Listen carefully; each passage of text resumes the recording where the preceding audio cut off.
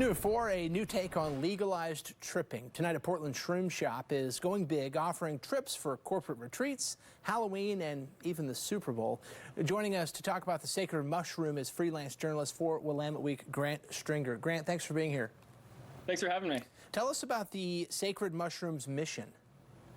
Yeah, their mission is to dose a lot of people legally with psilocybin mushrooms. They are leasing this enormous space. It's in an office building downtown. I'm almost certain that it's the biggest mushroom service center in the state. There are about 30 of these things now.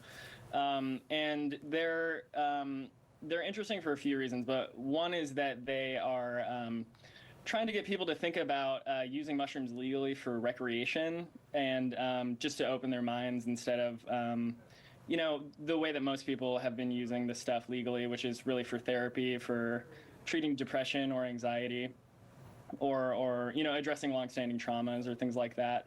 And so they've decked out this very big space compared to other standards or other service centers, rather, with, you know, like art spaces and yoga mats, and there are, you know, all of these other like little activity stations for people to go and enjoy when they're on mushrooms.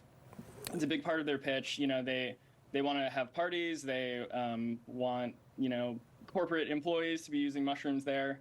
Their other mission is to get their stock price up. They're on shaky financial footing. They are going all in on legal psilocybin at a point when the industry is pretty hard to make money from. So it's an eyebrow-raising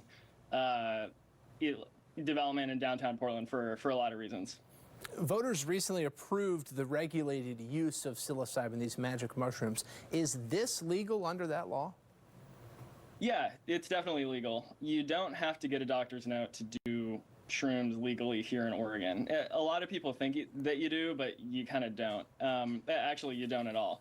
And the reason that people think that is because a lot of the discussion around these centers has been, you know, really around their therapeutic value for people who, like I said, might be grappling with treatment-resistant depression. But any adult over 21 who doesn't have schizophrenia or at risk of, or you know, isn't at risk of having a psychotic break from using mushrooms can walk into one of these places and eventually use mushrooms there.